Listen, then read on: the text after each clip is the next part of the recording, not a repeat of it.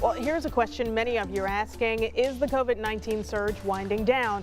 Experts say it could very well be, but as Britt Conway reports, there is a new variant catching their attention right now. Words of hope. I am more optimistic about the pandemic today than I have been since it was declared a pandemic nearly 2 years ago. Just hang in there. Things are turning around. Take a look at this map. Some areas are still seeing new COVID-19 cases, but cases are declining or holding steady in almost half of states over the past 2 weeks. Health experts believe this COVID-19 surge could soon be behind us. In another few weeks, the Omicron flash flood, not a wave, but a flash flood, will have largely passed.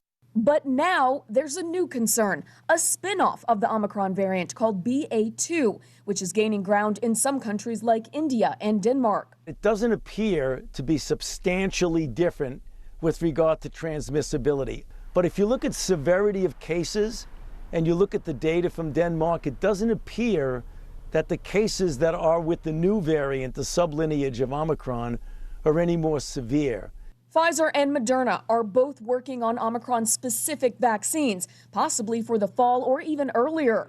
In the meantime, the race for a universal coronavirus vaccine is on, one that would cover current variants along with future variants and even other types of coronaviruses, ones we don't even know about yet. I'm Britt Conway reporting.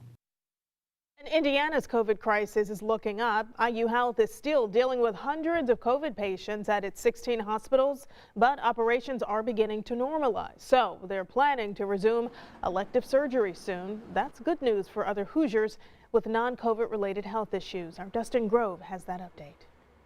Living in pain every day is not fun. Off and on for 2 years now, millions of people have had their elective medical procedures canceled or delayed. From joint replacements to tonsillectomies to colonoscopies. There are surgeries that we would very much like to get done to serve our patients that we haven't yet managed to do. But now, relief finally in sight. At IU Health hospitals across the state, we're actually having conversations right now about starting those procedures back up as early as next week. And other health systems are considering the same, including Community Health in early February. But none of it is written in ink. A community spokesperson saying, "Our team is regularly assessing the situation, and the timing may change based on bed capacity." Patients, doctors, and nurses alike all crossing their fingers that better days may finally be ahead. And here's some more good news. Overall, hospitalizations, we know, are down across Indiana. Right now, there are 3,000 COVID patients in Indiana hospitals. That's a big number when you think about it, but it is several hundred less than the record high that we saw, which was just 2 weeks ago. That was more than 3,500 patients. And state health leaders will release today's numbers later this afternoon.